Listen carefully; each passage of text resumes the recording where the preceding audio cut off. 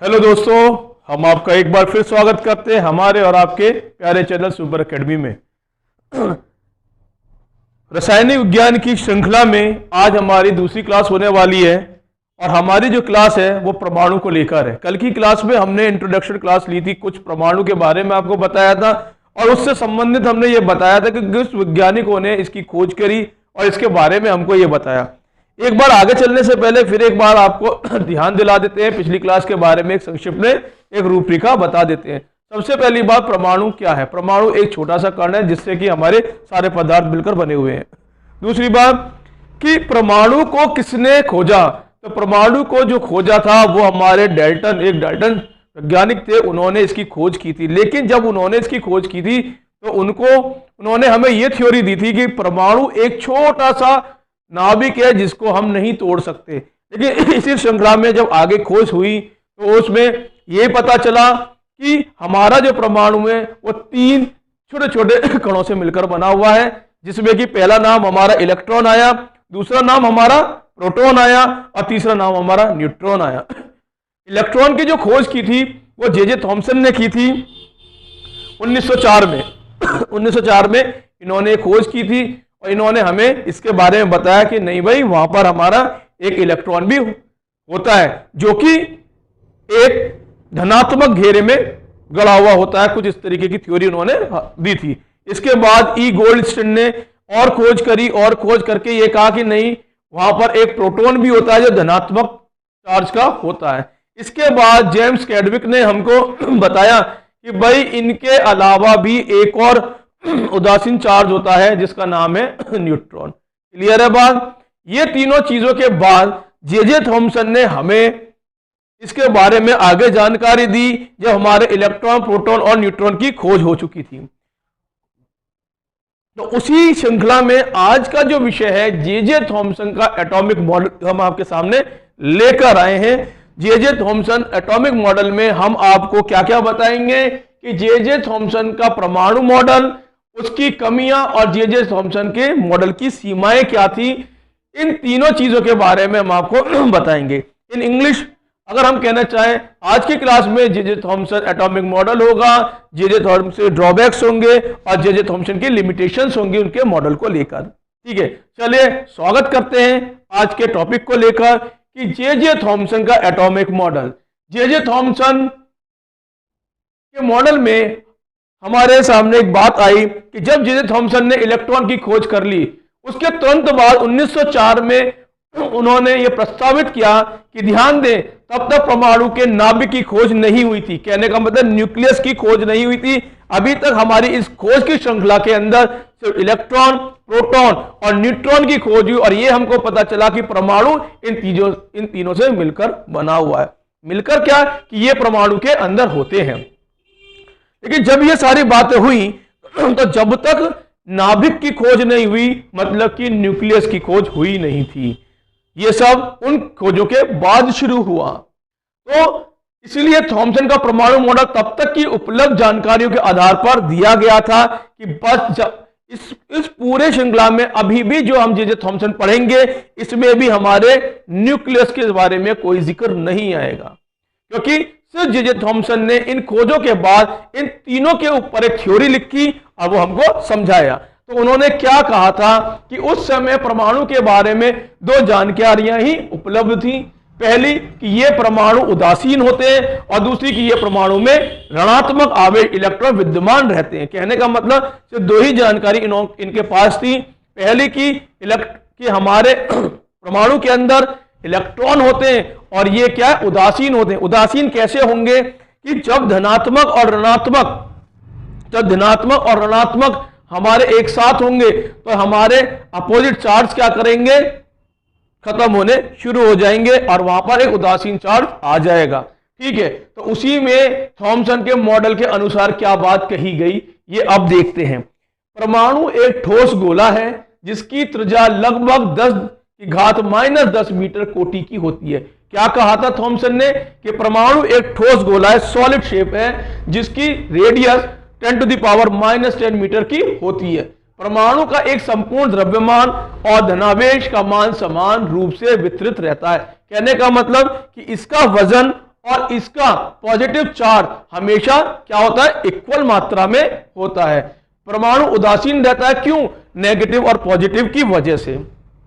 इसलिए इसमें ऋणात्मक आवेश इस प्रकार वितरित रहते हैं कि यह संपूर्ण उदासीन रह सके। थॉमसन इस मॉडल को प्लम पुडिंग मॉडल भी कहा जाता है। कहने का मतलब है कि क्या कहा गया कि नेगेटिव और पॉजिटिव होने की वजह से ही ये इस तरीके से विस्तृत था कि दोनों के मौजूदगी से ये क्या उदासीन मतलब कि न्यूट्रल, इलेक्ट्रिकली न्यूट्रल रह सकता हो। ठीक है, तो इसका मतलब इस बात से क्या जानकारी पता है कि नंबर ऑफ इलेक्ट्रॉन और नंबर ऑफ प्रोटॉन वहां पर इक्वल है, दोनों समान है, दोनों का द्रव्यमान समान है। इसका मतलब है कि दोनों क्या है, उदासीन है। ठीक है, इसके बाद थॉमसन के परमाणु मॉडल के मुख्य बिंदु क्या क्या रही, इन्होंने क्या क्या हमें स्टेटमेंट्स दी, क्या क्या बातें बताई। सबसे पहली बात, इलेक्ट्रॉन एक धनावेशित गोला होता है जिसमें इलेक्ट्रॉन इस प्रकार विद्यमान रहते हैं कि इसका संपूर्ण आवेश शून्य हो, अर्थात परमाणु उदासीन होते हैं, जैसे कि चित्र में दिखाया गया है। अभी चित्र दिखाते हैं। कहने का मतलब क्या है कि परमाणु एक धनावेशित है,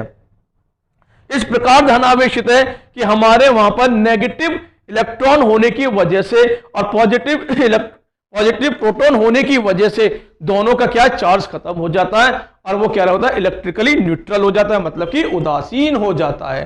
तो इसका संपूर्ण आवेश क्या हो जाएगा, शून्य हो जाएगा।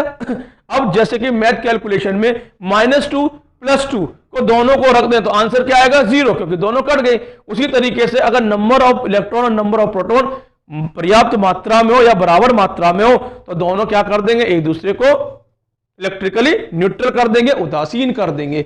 अब जैसे कि चित्र में आप देख सकते हैं, इस चित्र में दिखाया है कि हमने कहा कि आपका परमाणु क्या है, एक गोला है, ठोस गोला। इसमें हमने देखा कि ये सब क्या है, हमारे इलेक्ट्रॉन्स, ये जितने भी हैं हमारे इलेक्ट्रॉन्स है, और ये जितने पॉजिटिव दिखाए ये क्या है, हमारा प्रोटॉन्स, मतलब कि हमारा धनात्मक भाग है इसका। अब इन दोनों की वजह से जब ये क्या होते हैं, इलेक्ट्रिकली न्यूट्रल हो जाते हैं। ये इलेक्ट्रॉन, ये spherical cloud of positive charge, कहने का मतलब ये एक ऐसा गोला जो कि धनात्मक है, मतलब कि पॉजिटिव चार्ज लिए हुए हैं। ठीक है, परमाणु में उपस्थित धनावेश तथा ऋणावेश परमाणु में समान होते हैं, इसलिए परमाणु के कुल आवेश शून्य होते हैं और परमाणु उदासीन रहता है। ये मैंने अभी आपको बताया कि नंबर ऑफ इलेक्ट्रॉन और नंबर ऑफ प्रोटॉन इक्वल्स होने की वजह से ये क्या हो जाते हैं, इलेक्ट्रिकली न्यूट्रल हो जाते हैं, बिल्कुल 0। -2 + 2 = 0। सेम इधर भी यही चीज है कि आपके ऋणात्मक जितने उतने ही हमारे धनात्मक है, दोनों को मिलाया खत्म हो गए। इसका मतलब क्या है, कुल आवेश मतलब कि चार्ज क्या होगा, 0, मतलब कि शून्य हो जाएगा यहां पर आकर। इसके बाद इस मॉडल को प्लम पुडिंग मॉडल भी कहते हैं, क्योंकि थॉमसन ने बताया जिस प्रकार प्लम पुडिंग या तरबूज के बीज विद्यमान होते हैं, ठीक उसी प्रकार परमाणु में इलेक्ट्रॉन विद्यमान रहते हैं और तरबूज में खाने के भाग इस तरीके से, मतलब कि गद्देदार हिस्सा पूरी तरीके से धनावेश उपस्थित रहता है, जैसे चित्र में दिखाया है। अब देखिए, इसको समझने की कोशिश करते हैं क्या कहा गया है। थॉमसन ने इसको एक नाम दिया, प्लम पुडिंग। देखिए, एक बाजार में केक आता है जिसको हम क्रिसमस केक भी कहते हैं, उस केक में हम ऊपर चेरीज लगी हुई होती हैं, या अगर हम बात करें तो तरबूज को काट देते हैं, तरबूज को जैसे ही काटते हैं तो उसका लाल भाग के अंदर काले रंग के बीज होते हैं। तो थॉमसन ने हमसे ये कहा कि जिस तरीके से तरबूज होता है उसका संपूर्ण लाल भाग क्या है, हमारा क्या होता है, धनावेश, मतलब कि वो पॉजिटिवली चार्ज होता है, और उसमें जो बीज होते हैं काले रंग के, जो धसे हुए बीज होते हैं, उनको क्या कहा गया है, इलेक्ट्रॉन बोला गया है। तो जे थॉमसन का ये मानना था कि हमारे इलेक्ट्रॉन क्या नाम है, धनात्मक हिस्से में गड़े हुए होते हैं, बराबर मात्रा में लगे हुए होते हैं, इसीलिए हम इनको क्या कहते हैं कि हमारे पॉजिटिव चार्ज के साथ नेगेटिव चार्ज को मिलाया गया, इसीलिए दोनों के मिलने से क्या है, वो उदासीन हो गए। और अगर हम क्या ना पुडिंग की बात करें तो केक के ऊपर जो चेरीज लगी हुई होती हैं, उन चेरीज के लगे होने से हमारा क्या है कि जो नीचे का ब्रेड होता है वो धनात्मक भाग हो गया और पुडिंग क्या हो गई, उसकी ऋणात्मक भाग हो गया। दोनों के मिलने से वो क्या, उदासीन हो गया। ठीक है, अब चलिए चित्र में देख लेते हैं दोनों में। ये एटम का मॉडल है, ये वाटरमेलन तरबूज है। अब ध्यान देने वाली बात क्या है कि देखिए, ये सब इलेक्ट्रॉन्स हैं, ये सब क्या है, हमारे इलेक्ट्रॉन्स, और ये क्या है हमारा धनात्मक भाग।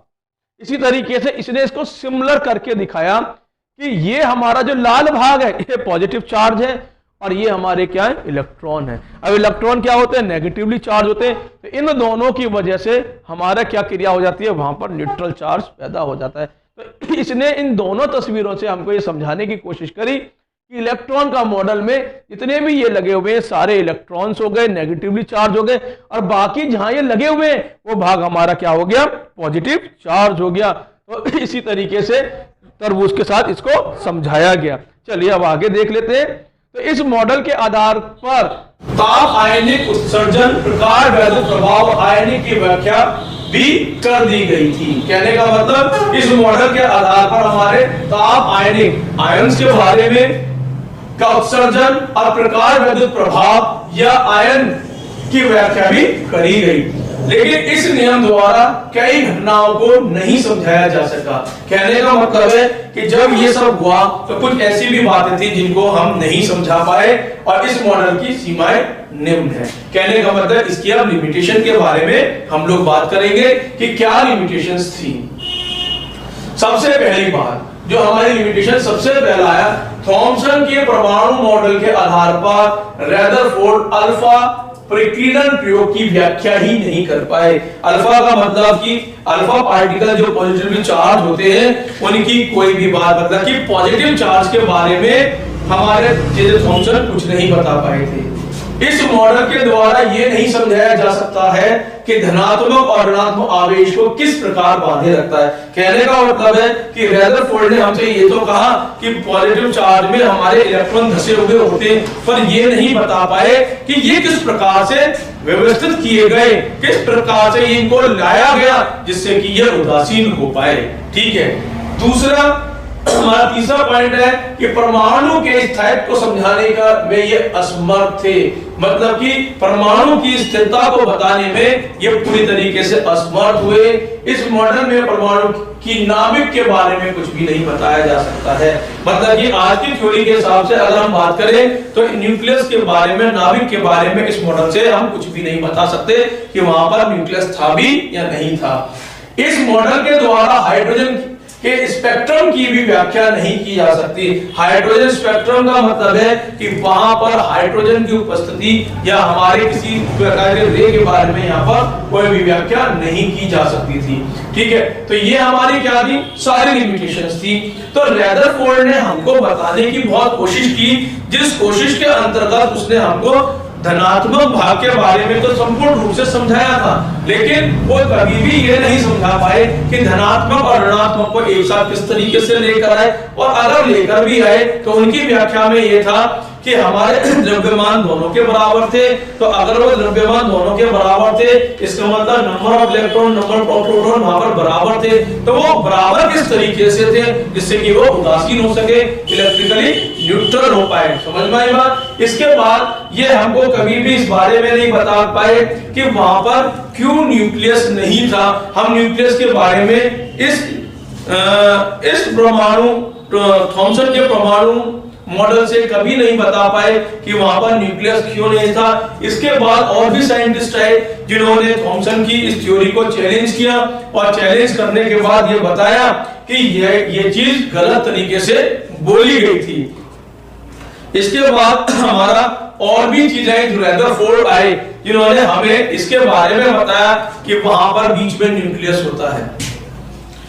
जे.जे. थॉमसन की बातों को उन्होंने सिरे से नकारा। सिरे से नकारने के बाद उन्होंने क्या कहा कि वहां पर बीच में ठोस भाग होता है हर परमाणु के अंदर, और परमाणु में ज्यादातर भाग खाली होता है और बीच में एक छोटा सा ठोस भाग होता है, वही न्यूक्लियस होता है। इस थ्योरी को उन्होंने हमको समझाया और पूर्ण रूप से बताया कि आखिरकार क्या था। तो आप इस क्लास में देख सकते हैं कि हमारे जो रदरफोर्ड ने जो बातें बताई उसने दो मॉडलों से समझाया सही, समझाने की कोशिश करी कि ये बिल्कुल सत्य है कि पॉजिटिव भाग के चारों तरफ इलेक्ट्रॉन रिवॉल्व करते होते हैं।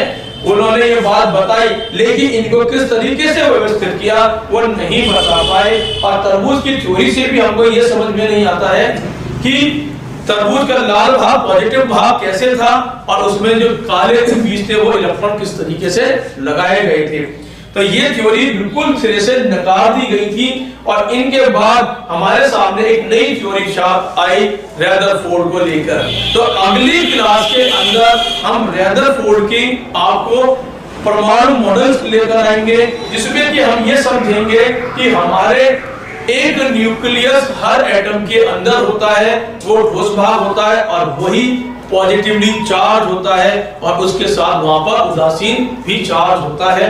प्रोटॉन और न्यूट्रॉन एक साथ हैं और आपके इलेक्ट्रॉन उसके चारों तरफ घूमते हैं। अगली क्लास में हमारे साथ बने रहिए और देखते रहिए।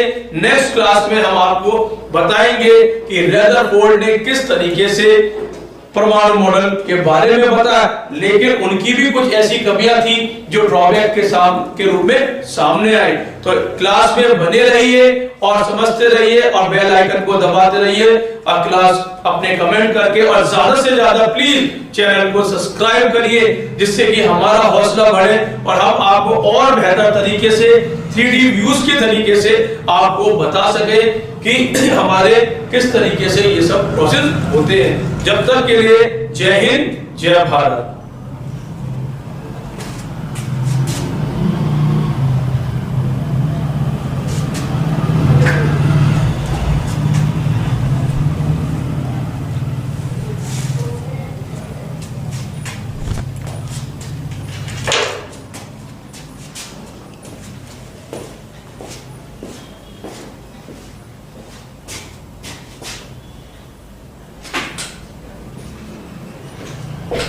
हो गई।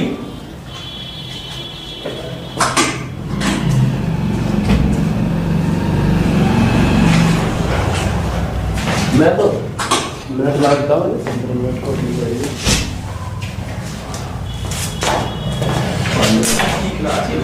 अच्छा ये बंद कर दी, ये बंद कर दी, मैं तो कर देना।